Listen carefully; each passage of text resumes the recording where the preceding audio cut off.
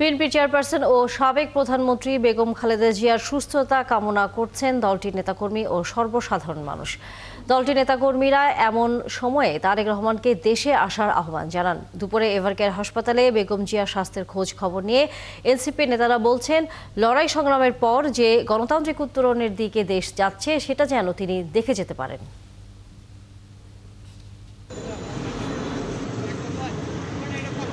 রাজধানীর এভারকেয়ার হাসপাতালে গেল কয়েকদিন ধরে বিভিন্ন রোগের জন্য চিকিৎসা নিচ্ছেন বিএনপি চেয়ারপারসন ও সাবেক প্রধানমন্ত্রী বেগম খালেদা জিয়া। তার শারীরিক অবস্থা স্থিতিশীল নয়। চিকিৎসকরা সর্বাত্মক চেষ্টা করছেন। শুক্রবার ও শনিবার বিএনপির নেতাদের পাশাপাশি অন্য দলের নেতাকর্মীরা খালেদা জিয়ার চিকিৎসার খোঁজ নিতে যান। প্রিয় নেত্রীকে দেখতে আসেন দলের বিভিন্ন স্তরের নেতাকর্মী ও সাধারণ মানুষ। আপনি তাকালে দেখতে পারবেন কিভাবে মানুষ কান্না করতেছে। দেখেন, প্রত্যেকটা মানুষের চোখে জল। আর আমরা কালকে সারা রাত ঘুমাইতে পারি না, আমরা সারা রাত এখানে ছিলাম। আল্লাহর কাছে আমরা ফরিয়াদ করি এবং আপনারা সকলে এবং দেশবাসীর কাছে আমরা প্রার্থনা চাচ্ছি যে ওনার জন্য যেন সবাই হাত তুলে মন খুলে দোয়া করেন, আল্লাহ যেন ওনাকে হায়াত দান করেন। বিএনপির বিভিন্ন পর্যায়ের নেতারা শনিবার হাসপাতালে চিকিৎসার খবর নেন, কথা বলেন গণমাধ্যমের সাথে। আউট অফ ডেঞ্জার বলা যাচ্ছে না, এখনো তার অবস্থা সংকটাপন্ন বলা যায়। তাকে ইতিমধ্যে বেগম খালেদা জিয়াকে এখন আমি উপর থেকে দেখে আসলাম, তাকে ওটিতে নিয়েছে। তাকে এখন আবার তাকে পরীক্ষা করা হচ্ছে, তার ডাক্তাররা নিয়ে গেছেন ওটিতে। আমরা আশা করছি, দোয়া করছি যে তিনি দ্রুতই হয়তো সুস্থ হয়ে ফিরবেন। আমার নেত্রী পায়ে হেঁটে কারাগারে গিয়েছে এবং সে হুইল চেয়ারে করে বের হয়েছে কারাগার থেকে। অবশ্যই যে স্বৈরাচারী সরকার এদেশ থেকে বিতাড়িত হয়েছে, স্বৈরাচারী সরকার দায়ী আজকে অসুস্থতার জন্য। দলমত নির্বিশেষে সবাই ওনার সাথে একটু খবর নেওয়ার জন্য এখানে আসছেন। উনি আমাদের মাঝে ফিরে আসবেন এটা আমি আশা করি আর কি। মানুষ আশা করে, দেশে মানুষ আশা করে। জাতীয় নাগরিক পার্টির নেতারা বেগম খালেদা জিয়াকে হাসপাতালে দেখতে যান। এরপর তারা কথা বলেন গণমাধ্যমের সাথে। ওনার শারীরিক অবস্থা ক্রিটিক্যাল, তবে স্থিতিশীল আছেন। উনি এখনো ফাইট করছেন।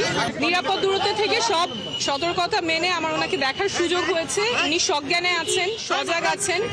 চিকিৎসক এবং নার্স যে ওনাকে নির্দেশনা দিচ্ছেন সেগুলো উনি ফলো করতে পারছেন। ওনার শারীরিক অবস্থা ক্রিটিক্যাল, তবে উনি ফাইট করছেন এবং দেশবাসীর কাছে আহ্বান থাকবে ওনার দ্রুত আরোগ্যের জন্য সকলে দোয়া করবেন। যে গণতান্ত্রিক উত্তরণের দিকে যাচ্ছে সেটি যেন উনি নিজে দেখে যেতে পারেন, এবং যার কারণে ওনার আজকে এই পরিণতি হয়েছে। একটা ক্লিনিক্যাল একটা অপারেশনের মধ্য দিয়ে উনি গিয়েছেন, ওনাকে মেডিকেলের অত্যাচারের মধ্য দিয়ে গিয়েছেন। আমার মনে হয় আল্লাহ ওনাকে হাসিনার ফাঁসি দেখা পর্যন্ত ওনাকে যেন আল্লাহ বাঁচিয়ে রাখে। আমাদের একমাত্র একটাই, সেটা হলো দোয়া ছাড়া আমাদের কাছে কোনো কিছু নেই। এখন দেশবাসীর কাছে, সবাই রাজনৈতিক ব্যক্তিবর্গের কাছে আমরা বলবো, সবাই দোয়া করবেন। পরিস্থিতি সব মিলিয়ে আমরা যে খুব ভালো বলবো এমন না। এদিকে রাজধানীতে এক অনুষ্ঠানে কথা বলেন দলের স্থায়ী কমিটির সদস্য মির্জা আব্বাস। তিনি জানান, বেগম খালেদা জিয়ার অসুস্থতা স্বাভাবিক কোনো ঘটনা নয়। উনি মোটামুটি ভালোই অসুস্থ। আমি গত রাতে 1টার সময় ওখানে গিয়েছিলাম এবং আমি খুবই নিশ্চিত দেশনেত্রী বেগম খালেদা জিয়াকে জেলে বন্দী থাকা অবস্থায় স্লো পয়জনিং করা হয়েছিল। এখন থেকে 5-7 বছর আগে ভারতীয় একজন সাংবাদিক ঢাকায় এসেছিল, যখন আমার সাথে দেখা হয়, উনি বললেন, আপনি কি নিয়ে লাফালাফি করতেছেন? উনি তো বাঁচবে মাত্র 2 বছর। বেগম খালেদা জিয়ার জন্য পুরা জাতির দোয়া আছে। তিনি সুস্থ হয়ে ফিরবেন মানুষের মাঝে, জানান মির্জা আব্বাস। বাংলাদেশের সমস্ত জনগণের অত্যন্ত প্রিয় নেত্রী বিদেশ নেত্রী খালেদা জিয়া, অত্যন্ত প্রিয়। কারণ বাংলাদেশের দলমত নির্বিশেষে দেশনেত্রী এখন জানে যে তিনি একজন ঐক্যের প্রতীক। মাহিলা ইসলাম, ৭১, ঢাকা। অসুস্থ মাকে দেখতে দেশে ফেরার সিদ্ধান্ত নেওয়ার সুযোগ নিজের একার নিয়ন্ত্রণে নেই বলে জানিয়েছেন বিএনপির ভারপ্রাপ্ত চেয়ারম্যান তারেক রহমান। এক ফেসবুক পোস্টে তারেক রহমান লেখেন, এখনই দেশে ফেরার বিষয়ে সিদ্ধান্ত নেওয়ার সুযোগ তার জন্য অবারিত এবং একক নিয়ন্ত্রণাধীন নয়। সংকটকালে মায়ের স্নেহস্পর্শ পাওয়ার তীব্র আকাঙ্ক্ষা যে কোনো সন্তানের মতো তারও রয়েছে বলে মন্তব্য করেছেন তারেক রহমান। ফেসবুক পোস্টে তিনি মা খালেদা জিয়ার জন্য দেশবাসীর কাছে দোয়া চেয়েছেন। তারেক রহমান বলেছেন, রাজনৈতিক বাস্তবতার কারণে তিনি আজ মায়ের পাশে থাকতে পারছেন না। একই সাথে তিনি গুরুতর অসুস্থ অবস্থায় হাসপাতালে নিবিড় পর্যবেক্ষণে থাকায় তার মা সাবেক প্রধানমন্ত্রী খালেদা জিয়ার রোগ মুক্তির জন্য যারা আন্তরিকভাবে দোয়া করছেন তাদের প্রতি কৃতজ্ঞতা প্রকাশ করেন।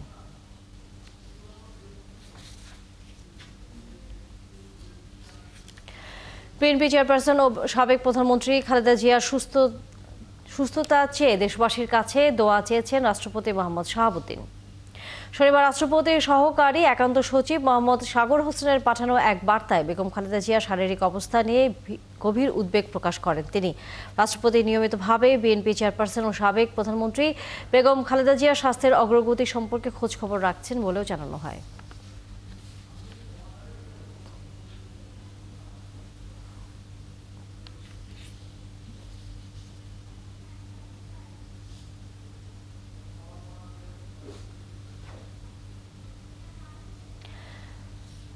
বিএনপি চেয়ারপারসন ও সাবেক প্রধানমন্ত্রী বেগম খালেদা জিয়ার শারীরিক অবস্থা অত্যন্ত সংকটময়। রাজধানীর এভারকেয়ার হাসপাতালে শারীরিক অবস্থা উন্নয়নে দেশ বিদেশের চিকিৎসকরা দফায় দফায় আলোচনা করছেন। দলের নেতাকর্মীরা তার স্বাস্থ্যের খবর জানতে হাসপাতালে ভিড় করছেন। সেখানকার সর্বশেষ খবর নিয়ে যুক্ত হচ্ছেন আমাদের সহকর্মী সবুজ মাহমুদ। সবুজ, বেগম খালেদা জিয়ার শারীরিক অবস্থা নিয়ে সর্বশেষ কোনো তথ্য আপনার কাছে আছে কিনা, এবং একই সাথে আমরা জানি নেতাকর্মীরা ভিড় করেছেন, বিভিন্ন রাজনৈতিক দলের নেতাকর্মীরাও এসে তার সাথে দেখা করে গেছেন। এর পাশাপাশি বেগম খালেদা জিয়ার জন্য তারেক রহমান সবার কাছে দোয়াও চেয়েছেন। সবকিছু মিলে সেখানে উপস্থিত থাকা দলের নেতাকর্মী বা সাধারণ মানুষ তারা আসলে কি প্রতিক্রিয়া দিচ্ছেন?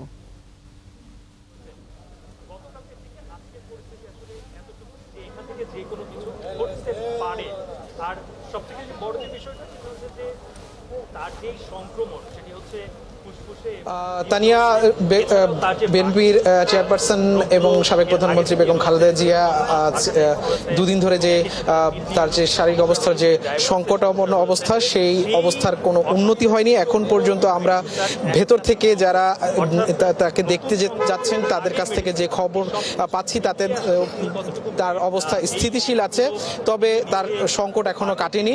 তবে তিনি চিকিৎসকের যে নির্দেশনা, সেই নির্দেশনা তিনি অনুসরণ করতে পারছেন এবং যারা যাচ্ছেন তাদেরকে চিনতে পারছেন এবং ইশারায় ইঙ্গিতে তিনি তাদের সাথে কমিউনিকেট করতে পারছেন বলে আমরা ভেতরে যাওয়া বিভিন্ন রাজনৈতিক ব্যক্তিবর্গের কাছ থেকে জানতে পেরেছি। এবং এখানে একটু আগে রাজনৈতিক ব্যক্তিত্ব মাহমুদুর রহমান মান্না আমাদের ভেতরে খালেদা জিয়াকে দেখে এসে আমাদেরকে জানিয়েছেন যে তার শারীরিক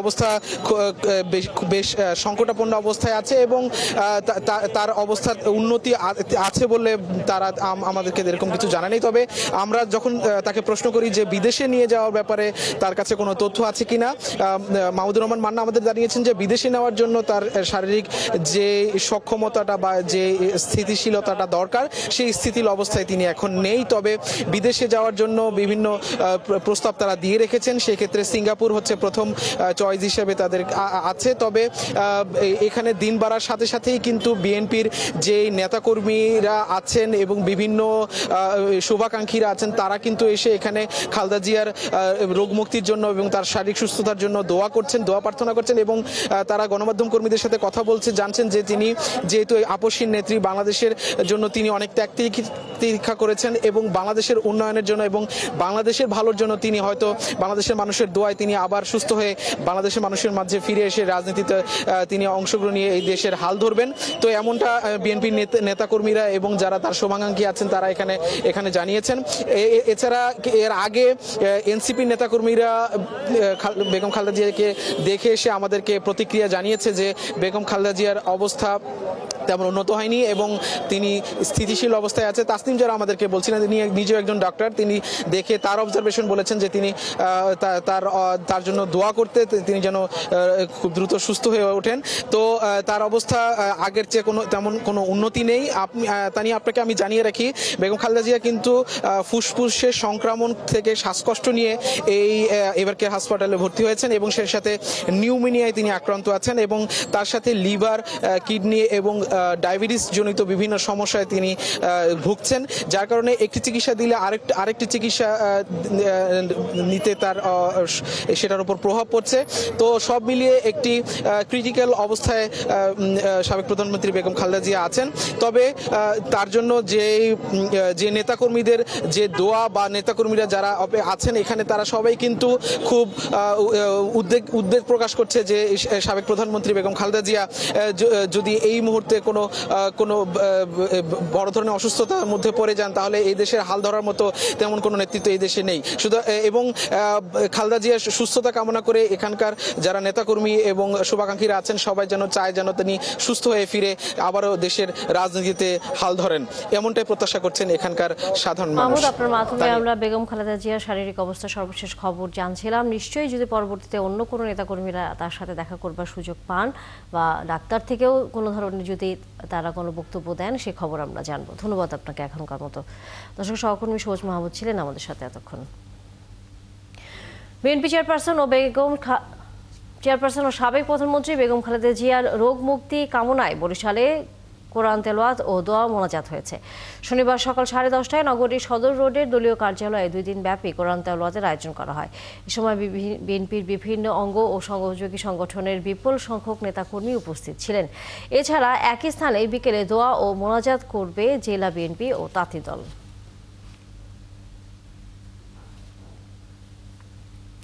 পাটুরিয়ার কলাপাড়ায় চাকামাইয়া যুব দলের উদ্যোগে জনসভার শুরুতে বেগম খালেদা জিয়ার রোগ মুক্তি কামনায় দোয়া ও মোনাজাত হয়েছে।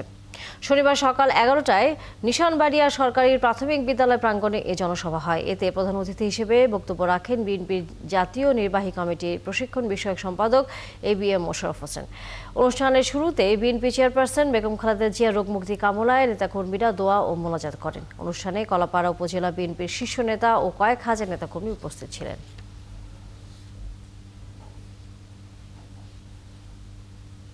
ভিন্ন প্রসঙ্গ, জাতীয় নির্বাচনের আদলে মক ভোটিং কার্যক্রম উদ্বোধন করল নির্বাচন কমিশন। শনিবার সকালে রাজধানীর শেরেবাংলা নগর বালিকা উচ্চ বিদ্যালয়ে এই আয়োজনে অংশ নেন ভোটাররা। মক ভোটিং থেকে অর্জিত জ্ঞান জাতীয় নির্বাচনে প্রয়োগের কথা জানায় নির্বাচন কমিশন। এই কার্যক্রম পরিদর্শন করেন সিএসএ। তিনি জানান, ডিসেম্বরে দ্বিতীয় সপ্তাহে তফসিল ঘোষণা করা হবে। বিস্তারিত ফরাদ ইবনে মালিকের প্রতিবেদনে। ত্রয়োদশ জাতীয় নির্বাচনে এবার একই সাথে 2টি ভোট দেবেন ভোটাররা, একটি জাতীয় নির্বাচনের আর একটি গণভোটের। নতুন এই অভিজ্ঞতার সাক্ষী হবে নির্বাচন কমিশনও। তাই 2 নির্বাচনে ভোটারদের ভোট দেবার সময় নির্বাচনী অনুষঙ্গের প্রয়োজনীয়তা নিরূপণে মক ভোটের আয়োজন করেছে নির্বাচন কমিশন। শনিবার রাজধানীর শেরেবাংলা নগর বালিকা উচ্চ বিদ্যালয়ে এই আয়োজন করে কমিশন। এতে 4টি কেন্দ্রে 500 ভোটারের ভোট দেবার আয়োজন করে কমিশন। মক ভোট দেওয়ার জন্য আসেন ভোটাররা। আমরা কিছুই জানি না, এই ফার্স্ট টাইম ভোটের জন্য আসছি। এখানে ভোটাভুটি হচ্ছে, এলাকার লোকজন কিসে হইতে জানি না, ভোট দেবো সেটা আসছি। একটা নতুন এক্সপেরিয়েন্স হচ্ছে। ভোট দিতে এসে অনেকেই জানান তাদের অভিজ্ঞতা। ভোট দেওয়ার প্রক্রিয়াও কোনো সমস্যা হয়নি, তবে গণভোটে অনেকগুলো লেখা, তো এই লেখাগুলো পড়তে একটু সময় লাগে। জাতীয় ভোট যদি এরকম হয়, ওয়েল এন্ড গুড। ইনশাআল্লাহ পার্থক্য বুঝতে পেরেছি, ভালো দিয়েছি। আর 2টা কন্ডিশন পুরোপুরি পড়েছি, আর 2টা কন্ডিশন পড়ে নাই। আর 2টা কন্ডিশন পড়ে আমি বুঝি যে কি দেওয়া যায়, হ্যাঁ অথবা না, আমি দিয়ে চলে আসছি জাস্ট। তবে মক ভোট পরিদর্শন শেষে প্রধান নির্বাচন কমিশনার জানান, এসব বিষয়ে জানতেই আয়োজন এই ভোটের। আমরা অনুমানের ভিত্তিতে কোনো আগাতে চাই না, আমরা বাস্তবতার ভিত্তিতে আগাতে চাই, বাস্তব অভিজ্ঞতার ভিত্তিতে আগাতে চাই, প্র্যাকটিক্যালি দেখে এবং আজকে একদম রিয়েল টাইম অ্যাসেসমেন্ট করে দেন আমরা নেক্সট প্ল্যানিংটা করব। মোটামুটিভাবে প্রিপারেশন আমাদের আছে, কোনো অসুবিধা নেই, অসুবিধা হবে না ইনশাল্লাহ। আমরা সবাই মিলে ইনশাল্লাহ যে ওয়াদা জাতিকে দিয়েছি সেটা আমরা ইনশাল্লাহ ডেলিভার করব। এ সময় এক প্রশ্নের জবাবে সিইসি জানান, ডিসেম্বরের দ্বিতীয় সপ্তাহে জাতীয় নির্বাচনের তফসিল ঘোষণা করতে চায় কমিশন। দেখেন, বাংলাদেশে আইন শৃঙ্খলা পরিস্থিতি ওয়াজ নেভার পারফেক্ট, বলে তো লাভ নাই। ওভারঅল এনভায়রনমেন্ট ফর পুলিং এটা আমরা ইনশিওর করবো ইনশাল্লাহ। তফসিল হোপফুলি আমরা যেটা আশা করছি দ্বিতীয় সপ্তাহে হবে ডিসেম্বরে। সিইসি জানান কমিশন ও সরকার গণভোট নিয়ে প্রচারণা চালাবে। ফরহাদ ইবনে মালেক, ৭১, ঢাকা। আসন্ন নির্বাচন ঘিরে দেশের সর্বশেষ সংসদীয় আসন বান্দরবনে বাড়ছে আলোচনা। সাথে আছে উদ্বেগ উৎকণ্ঠাও। নারী ভোটাররা চান পাহাড়ে শান্তি প্রতিষ্ঠা হোক। এছাড়া সন্ত্রাস, চাঁদাবাজি দমন, উন্নয়ন ও নারী বান্ধব নেতৃত্ব চান তারা। মাঠে ময়দানে ও পাহাড়ি নারী ভোটারদের ভাবনার কথা জানবো। জহির রায়হানের তথ্য ছবিতে। দুটি পৌরসভা ও ৩৪টি ইউনিয়নে গঠিত সংসদীয় আসন বান্দরবান, যেখানে এবার ভোট দেবেন ৪,০৪,০৯৩ জন ভোটার। এর মধ্যে নারী ভোটারের সংখ্যা ১,৯২,৪৬৫ জন। সম্প্রীতির বান্দরবান হিসেবে পরিচিত এই জেলায় এখন নির্বাচনী আমেজ। নির্বাচন যতই কাছে আসছে বাড়ছে আলাপ আলোচনা আর রাজনৈতিক তৎপরতাও। তবে বিগত বছরের তুলনায় পাহাড়ের নারী ভোটারদের প্রত্যাশা এবার ভিন্ন। বিগত নির্বাচনগুলোতে ভোট দিতে পারেনি বহু তরুণ ভোটার, তাই এবারের নির্বাচনে তাদের আগ্রহ বেশি। পাহাড়ে নারী বান্ধব ও উন্নয়নমুখী নেতৃত্বের দাবি তুলছেন তারা। তবে সবার আগে চান একটি সুষ্ঠু ও নিরপেক্ষ নির্বাচন।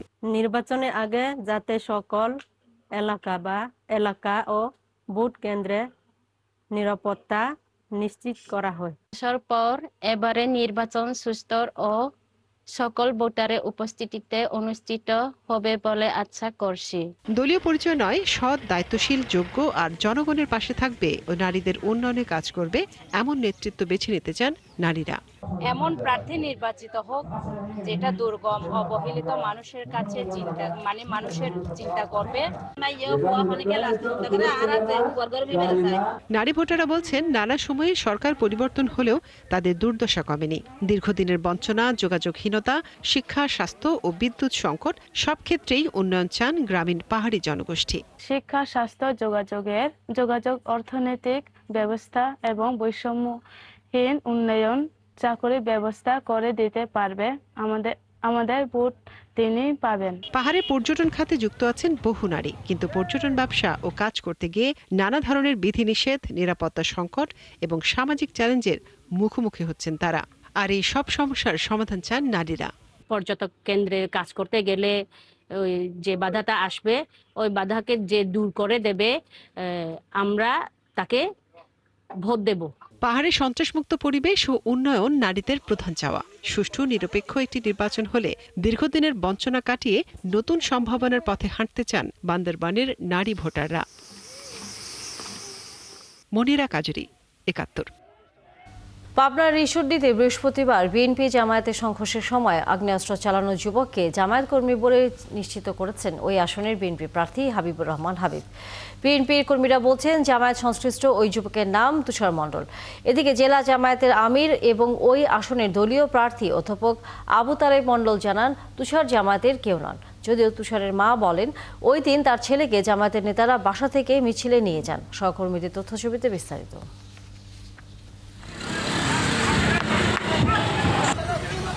বৃহস্পতিবার বিকেল পাবনার ঈশ্বরদীর শাহপুর ইউনিয়নের চর গড়াগড়ি এলাকায় জামায়াতের নির্বাচনী প্রচারে বিএনপি ও জামায়াত কর্মীদের সংঘর্ষ বাধে। এ সময় প্রকাশ্যে এক যুবকের গুলি ছোড়ার ছবি ধরা পড়ে ক্যামেরায়। মুহূর্তেই ইন্টারনেটে ছড়িয়ে পড়ে অস্ত্রধারী যুবকের ছবি। বিএনপি কর্মীরা নিশ্চিত করেন এই যুবকের নাম তুষার মণ্ডল। ঈশ্বরদী শহরের ভেলুপাড়া মহল্লার বাসিন্দা তুষার দীর্ঘদিন জামায়াতের রাজনীতির সঙ্গে জড়িত। অধ্যাপক আবু তালেব মণ্ডল উনি আসছেন তার সরাউন সাপোজ স্বাভাবিক আসতে পারে। উনারা আসার পথে আমাদের বাড়ি ছাড়া মিদ্যাপাড়া ছাড়া 1 কিলোমিটার জয়গির মোড় যা মাত্র অতর্কিত বম বম করে গুলি ফুটাচ্ছে। লোকজন দেখলে আমরা নিরাপদ থাকতে পারবো না। ভালো জামাতের লোক খুব শয়তান। রক্তার বললে এইরকম করে বলি ওরা আশা করে এই জামাতের এই শিবিরেরা। মূল উদ্দেশ্য হলো আমাদের সম্মানিত জেলা আমিরকে হত্যার উদ্দেশ্যে এবং এর সাথে যারা নেতৃবৃন্দ ছেলেকে তাদের উপরে মূলত টার্গেট করে হামলা করা হয়। একই রকম অভিযোগ করেন ওই আসনের বিএনপি প্রার্থী হাবিবুর রহমান হাবিব। তিনি আরো জানান ওই দিন জামায়াত প্রার্থী তালেব মণ্ডলের গাড়ি থেকেও গুলি হয়েছিল। তাদের যে হাইট ছিল তাদের সাথে আরো তার বাবার নাম সুলতান মাস্টার, এটা যে গুলি করে তার নাম তুষার, বাবার নাম তাহির, বেলুপাড়া বাড়ি, এবং তালিম মোল্লার সাথেই পরে কিন্তু ওই গাড়িতে আবার এসেছে। অথচ জনরোষের শিকার হয়ে তাদের যেগুলো আহত হয়েছে জনরোষের শিকার। তবে পুরো বিষয়টি অস্বীকার করে জামায়াতের প্রার্থী তালেব মণ্ডল জানান, অস্ত্রধারী যুবক তার দলের কেউ নয়। কি ভিডিও দেখেছে না দেখেছে সেটা তাদের ব্যাপার, আমাদের কোনো কর্মী তোষার ওসব নাই, আমাদের জানি না। ছাত্র শিবিরের লিস্ট বের করতে বলেন, তোষার নামে কেউ আসছে নাকি, কার ভিতর কি বলে সব আবল তাবল কথা। আর এ নিয়ে তুষারের মা সাংবাদিকদের জানান, বৃহস্পতিবার বিকেলে তার ছেলেকে মিছিলে নিয়ে গিয়েছিলেন জামায়াতের নেতারা। মামুন তালেব মন্ডলের ভাইস ছেলে, সে আমার সালে কাশি করছে, মামু আজ কিন্তু যাবাই লাগবে, তুই অজুহাত দিলে হবিলা নে, আজ কিন্তু তোর যাবাই লাগবে, এই কথা কয়ে দুইজনা লোক লেগে গেছে। ঈশ্বরদী থানার ভারপ্রাপ্ত কর্মকর্তা ক্যামেরায় কথা বলতে রাজি না হলেও টেলিফোনে জানান, বৃহস্পতিবার পর থেকে তুষারকে তারা খুঁজছেন, যদিও এ নিয়ে থানায় কোনো পক্ষই মামলা দায়ের করেনি। হাসান আহমেদ, ৭১। এই খেলাপি ঋণ বড় মাথা ব্যথার কারণ, যা কমিয়ে আনতে সময় লাগবে ৫ থেকে ১০ বছর। মর্নিং বার্তা আয়োজিত অর্থনৈতিক সম্মেলনে কথা বলেন বাংলাদেশ ব্যাংকের গভর্নর। জানান, রমজানে নিত্যপণ্য আমদানিতে সংকট নেই ঋণপত্র খোলার। জানান, একীভূত হওয়া নতুন ব্যাংকের কার্যক্রম চালু হবে আগামী সপ্তাহে। আর বিনিয়োগ বাড়াতে নীতি সুহার কমিয়ে আনার দাবি জানান ব্যবসায়ীরা।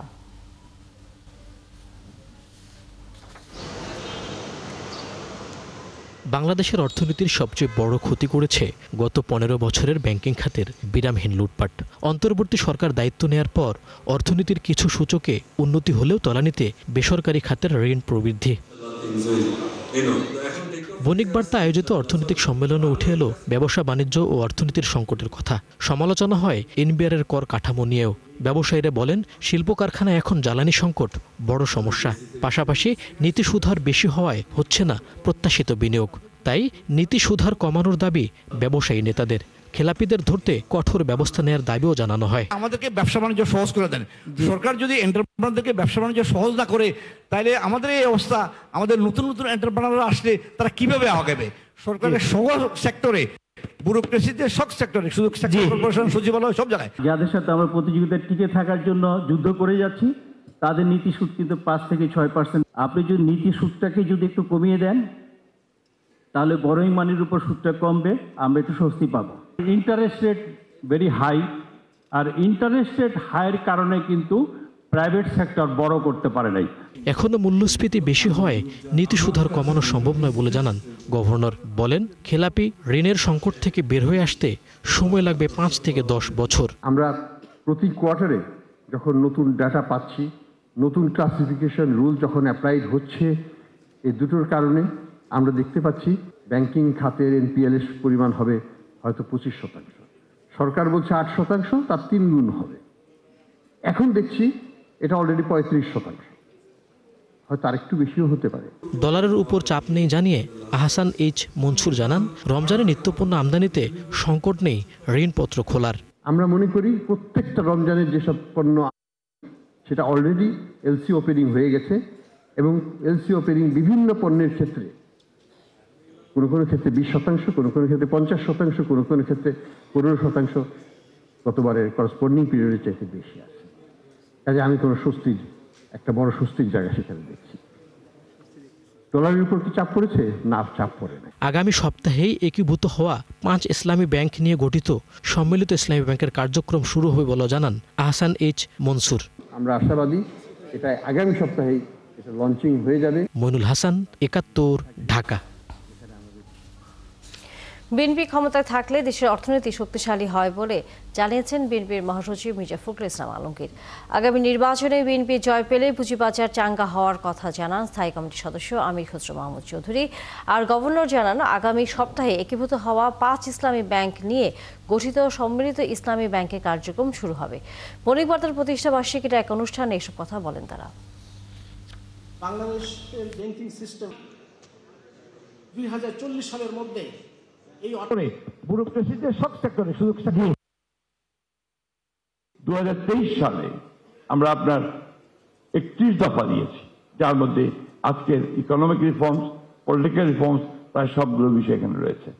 সামগ্রিকভাবে আমরা বাংলাদেশকে সবসময়ই আমরা একটা নতুন বাংলাদেশ শুধু নয়, আমরা একটা সমৃদ্ধ বাংলাদেশ হিসাবে দেখতে চেয়েছি, একটা যেখানে সব মানুষগুলোই তারা অন্তত একটা বেটার লিভিং এ থাকবে, ভালো অবস্থায় থাকবে এবং একটা ভালো গভর্নেন্সের মধ্যে থাকবে এবং ডেমোক্রেসিকে সবচেয়ে বেশি গুরুত্ব দেবে। যে বিনিয়োগ আমরা করব সেটা হচ্ছে 1 নম্বর ভ্যালু ফর মানি। আপনি যে ইনভেস্টমেন্টটা করছেন value for money. Number 2 return on investment, এটার উপর আমার রিটার্নটা কি হচ্ছে দেশের মানুষের জন্য। তার হচ্ছে জব ক্রিয়েশন হচ্ছে কিনা, আমি এমপ্লয়মেন্ট ক্রিয়েট হচ্ছে, এটা কি সবচেয়ে বড় প্রায়োরিটি আমাদের ম্যানিফেস্টোতে সবচেয়ে বড় প্রায়োরিটি হচ্ছে জব ক্রিয়েশন। রাজনৈতিক সদিচ্ছাই হচ্ছে মূল ইচ্ছা। এ জায়গা ঠিক হলে আমি বিশ্বাস করি সমাজ ঠিক হবে। তবে হ্যাঁ, একদিনে হবে না, স্টার্ট হবে তারপরে আগাবে, গ্র্যাজুয়ালি একটা চেঞ্জ ইনশাল্লাহ আসবে। আমরা সেই বিপ্লবী পরিবর্তন নয়, বরঞ্চ যৌক্তিক পরিবর্তনের দিকে দেশটাকে যাতে সবাই মিলে নিতে পারি ইউনাইটেডলি। গ্রাজুয়েটদের গ্রামের নিরক্ষর মানুষের জীবনমুখী জ্ঞানের প্রতি শ্রদ্ধাশীল হওয়ার আহ্বান জানিয়েছেন মৎস্য ও প্রাণী সম্পদ ফরিদ আক্তার। শনিবার সকালে রাজধানীর ওসমানী মিলনায়তনে একটি বেসরকারি বিশ্ববিদ্যালয়ের সমাবর্তন অনুষ্ঠানে কথা বলেন তিনি। এ সময় শিক্ষা জীবন শেষ করা নতুন গ্রাজুয়েটদের উদ্দেশ্যে তিনি বলেন, পরিবার ও দেশের জন্য তাদের কাজ করতে হবে। 24 পরবর্তী নতুন বাংলাদেশ প্রসঙ্গে টেনে দেশের সম্মান গৌরবের সাথে অক্ষুণ্ণ রাখারও আহ্বান জানান তিনি। অনুষ্ঠানে বিশ্ববিদ্যালয়ের 4 শতাধিক শিক্ষার্থী সমাবর্তনে অংশ নেন। উপস্থিত ছিলেন বিশ্ববিদ্যালয়ের অন্যান্য শিক্ষক ও কর্মকর্তারাও। তোমরা সেই প্রজন্মের স্নাতক যারা বাংলাদেশে নতুন একটা বাংলাদেশ উপহার দিয়েছে। আমি যেটা বলবো যে গ্রামের মানুষের যারা নিরক্ষর, তাদের যে জ্ঞান, জীবন নির্ভর জ্ঞান, তার প্রতি শ্রদ্ধাশীল হতে হবে, তাদেরকে মূল্য দিতে হবে এবং সেটাই হবে তোমাদের প্রকৃত জ্ঞান চর্চা এবং প্রকৃত শিক্ষিত হয়ে ওঠা। তোমরা তরুণ, বাংলাদেশ তরুণদের দেশ, তোমরাই এদেশের ভবিষ্যৎ, আগামীতে তোমরাই দেশ চালাবে। রাজধানীর উত্তরায় ইলেকট্রনিক্স মেরামতের টিনের চালওয়ালা একটি ছোট দোকান, কিন্তু সেই দোকানের ব্যাংক হিসেবেই মাত্র 4 দিনে লেনদেন হয়েছে 1.5 কোটি টাকা। বিদেশে কার্ডে শত শত লেনদেন, জাল বিক্রয় রসিদ আর এক চীনা ব্যবসায়ী রহস্যময় সম্পৃক্ততা, সব মিলিয়ে উঠেছে প্রশ্নের পাহাড়। এই অস্বাভাবিক টাকা লেনদেনের উৎস কি, কে বা কারা আছে এর পেছনে? সবুজ মাহমুদের প্রতিবেদন। শফিকুল ইসলাম উত্তরার 5 নম্বর সেক্টরের 1 নম্বর রোডের SMS রেফ্রিজারেশন অ্যান্ড ইঞ্জিনিয়ারিং এর মালিক তিনি। একচালা ছোট এই দোকানটি একক মালিকানাধীন ইলেকট্রনিক্স পণ্য বিক্রয় এবং মেরামতকারী প্রতিষ্ঠান। দোকানটি দেখে এর পুঁজি বা লেনদেন সম্পর্কে যদি একটি ধারণা দিতে বলা হয়, তাহলে কতই বা হতে পারে বলে আপনার মনে হয়? 10 লাখ, 20 লাখ, 30 লাখ? না, আপনার ধারণা সম্পূর্ণ ভুল। সম্প্রতি এই মেরামতকারী প্রতিষ্ঠানের UCB ব্যাংকের অ্যাকাউন্টে প্রায় 1,50,00,000 টাকা লেনদেন হয়েছে মাত্র 4 দিনে। 1,50,00,000 তো দূরের কথা, 10 থেকে 20 লাখ টাকাও 4 দিনে লেনদেন হয়েছে এমন কোনো দৃষ্টান্ত এই প্রতিষ্ঠানের নেই। অথচ হঠাৎ এত টাকা কোথা থেকে আসলো এই মেকানিকের দোকানে? UCB ব্যাংক বলছে, সপ্তাহব্যাপী 547টি বিদেশি কার্ড ব্যবহার করে 663টি লেনদেনের মাধ্যমে টাকাগুলো আসে এবং পজ মেশিন ব্যবহার করে সেই টাকার বেশিরভাগ তুলেও নেয় শফিকুল। এরপর UCB ব্যাংক শফিকুলের অ্যাকাউন্ট স্থগিত করে এবং আনুষঙ্গিক কাগজপত্র চেয়ে চিঠি দেয়। শফিকুলের এই টাকার উৎস কি জানতে চায় 71 অনুসন্ধান। চায়নাদের সাথে আমার এয়ার কন্ডিশন বিজনেস আছে, বিজনেস পারপাসে তাদের সাথে আর কি লেনদেন। আপনাকে সে এই টাকাটা পেমেন্ট বাবদ দিয়েছে? জি জি। এটা কতগুলো এসির পারপাসে আপনি এই বিলটা পেয়েছেন? কত 100 আপ আর কি। আমার সেল রিসিপ্টগুলো দেখলে আপনারা বুঝতে পারবেন। এই জবাব শুনে কিছুটা খটকা লাগলো। এই ছোট্ট দোকানের 1.5 কোটি টাকার এসি বিক্রয় করার সক্ষমতা আছে? প্রমাণ করার জন্য শফিকুল আমাদের বিক্রয় রসিদ দেখাতে চান। আর রসিদ পর্যালোচনা করে দেখা যায় এগুলো বিভিন্ন দিনের হলেও ক্রমিক নম্বরের ধারাবাহিকতা একই। তার মানে ব্যাংকের কাছে দাখিলের জন্য এসব জাল রসিদ তৈরি করা হয়েছে। আপনি দেখেন একটা তো 6 তারিখে, 6 তারিখের যে বিলটা, সেই বিলটার পরে আপনি দেখেন এটা কয় তারিখে, 26 তারিখ, এখানে আপনি 54, এখানে 52, এর মাঝখানে কাউরে বিল দেন নাই? অবশ্যই দিয়েছি। তাহলে সেইটার কোনো পার্থক্য দেখা যাচ্ছে না। এখানে এটা কি মনে হয় না যে এগুলো পরে বানানো? এটা কি এর এটা আপনার কাছে তো মনে হয়, আপনার কাছে মনে হতে পারে, কিন্তু দেখা যায় আমি এটা করতে পারি যে আমি দুইটা বুক ব্যবহার করে, একটা হয়তো ওনার জন্য ব্যবহার করতে পারি। প্রশ্নের মুখে শফিকুল স্বীকার করলেন তার এই অ্যাকাউন্টটি ব্যবহার করে চীনের এক ব্যবসায়ী, যিনি বিদেশ থেকে টাকাগুলো এনেছেন। বিনিময়ে মোটা অঙ্কের টাকা পাবে শফিকুল এই শর্তে। চাইনিজ কাস্টমার, সে আমাকে বলেছে আমার একটা পেমেন্ট আসবে, ঠিক আছে, তুমি আমার এই পেমেন্টটা আমাকে তোমার অ্যাকাউন্টে আসবে, আসলে তুমি আমাকে এটা উত্তোলন করে দেবা। শফিকুল ইসলাম যে ব্যবসায়ীর কথা বলছেন তার নাম ইয়ান। চামড়াজাত পণ্য তৈরি সহ বাংলাদেশে চীনের বিভিন্ন প্রকল্পে ঠিকাদারিও করে ইয়ান। উত্তরার 5 নম্বর সেক্টরের 5 নম্বর রোডের 9 নম্বর বাড়িটি পুরোটা ভাড়া নিয়েছে ইয়ান। সেখানে গিয়ে পাওয়া গেল না ইয়ানকে। ফোন নম্বরে একাধিকবার যোগাযোগের চেষ্টা করেও পাওয়া যায়নি। এই পুরো বিল্ডিং এ কি ভাড়া নিছে? আচ্ছা, ওইখানে কি উনি বারবার ভাড়া নিয়ে কি করে? জানি না, ও যারা ভাড়া নেয় ওরা বিজনেস করে, কেউ কনস্ট্রাকশন সাইটে, কেউ জুতার সাইটে, যা চাইনিজ তারা নিজ বিজনেস করে। এবার ব্যাংকে যাবার পালা। ইউসিবি ব্যাংকের সোনারগাঁ জনপদ ব্রাঞ্চে মেকানিক শফিকুল ইসলামের অ্যাকাউন্ট। এই অ্যাকাউন্টে প্রায় 1.5 কোটি টাকা সন্দেহজনক লেনদেন হয়েছে। ব্যাংকের কাছে জানতে চাই সন্দেহজনক হওয়ার পরও কেন টাকা উত্তোলনে কোনো প্রশ্নের মুখে পড়েনি শফিকুল। ওয়াকিবহাল, অবশ্যই ডেফিনেটলি ওয়াকিবহাল হবে না কেন, আমার যেটুকু ওয়াকিবহাল হওয়ার কথা সেটুকু আমি। এবং এটা কি আপনাদের কোনো নিয়মের ব্যত্যয় ঘটেছে? এটার ব্যাপারে ফার্দার যে কোনো কথাই যদি বলেন তাহলে এটা ওখানে কথা হতো, আমাদের দিক থেকে কোনো নিয়মের ব্যত্যয় ঘটেছে।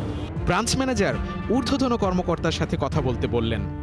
নিয়মে কোথাও না কোথাও হয়তো আমাদের কাছে সন্দেহজনক বলে মনে হয়েছে বলেই আমরা এটা ধরেছি। কেউ যদি একটা সুনির্দিষ্ট সময়ের ভিতর টাকা লেনদেন করে ফেলে, আমি তো ব্যাংকিং আইন অনুযায়ী তার লেনদেন থামাতে পারি না। টাকাটা তোলার আগেই তো জিনিসটা স্টপ করে দেওয়া যেত বা না, সেটা তো কখনোই করা সম্ভব নয়। আমরা যেহেতু কোনো কনক্লুসিভ ইয়েতে আসতে পারি নাই, এই মুহূর্তে এটা নিয়ে আমরা কোনো কিছু বলবো না। কিন্তু এখানে কি ব্যাংকের কোনো দায় নেই? অ্যাবনর্মাল ভলিউমে ট্রানজ্যাকশন হয়, সেগুলো ইমিডিয়েটলি স্টপ করে দিতে হয়। এটা কিন্তু এইগুলোকে দিস আর রেড ফ্ল্যাগস। আমরা যখন মানি লন্ডারিংয়ের রেড ফ্ল্যাগ মানে কি, আনইউজুয়াল কোনো কিছু হলেই এটাকে সাসপিশিয়াস ট্রানজ্যাকশন হিসেবে, সাসপিশিয়াস অ্যাকাউন্ট হিসেবে ট্রিট করে ইমিডিয়েটলি ট্রানজ্যাকশনটা বন্ধ করে দেয়া। এবং এখানে কিন্তু ব্যাংক সেই কাজটা করেছে, হয়তো আরও আগে করার প্রয়োজন ছিল। এইটা এক ধরনের ইন্টারনাল সুপারভাইজারি বা মনিটরিং ল্যাবস আপনি বলতে পারেন। অনুসন্ধানে জানা যায় SMS রেফ্রিজারেটরের মালিক শফিকুলের আপন ভাই ইউসিবি ব্যাংকের বনানী শাখায় কর্মরত। অভিযোগ আছে এই অবৈধ লেনদেনের ক্ষেত্রে শফিকুলের ব্যাংকার ভাই তাকে সহযোগিতা করেছে। আবারও সেই চীনা ব্যবসায়ী ইয়ানের খোঁজে উত্তরায়। বাড়ির সামনে যেতেই দেখা হলো তার স্ত্রীর সাথে। জানতে চাইলাম ইয়ান আছে কিনা, কিন্তু কোনো প্রশ্নের উত্তর না দিয়ে মুখ লুকিয়ে দ্রুত সটকে পড়েন। একটু পর ইয়ানের একজন বাংলাদেশি কর্মচারী আসেন বাড়িতে। তিনিও এই বিষয়ে কোনো কথাই বললেন না।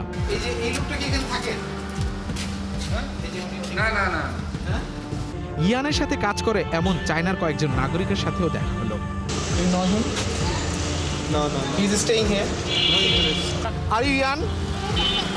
উত্তরার পথে চলতে চলতে দেখা হয়ে গেল ইয়ানের সাথে, কিন্তু কোনো প্রশ্নেরই উত্তর না দিয়ে ইশারায় ক্যামেরা বন্ধ করতে বললেন।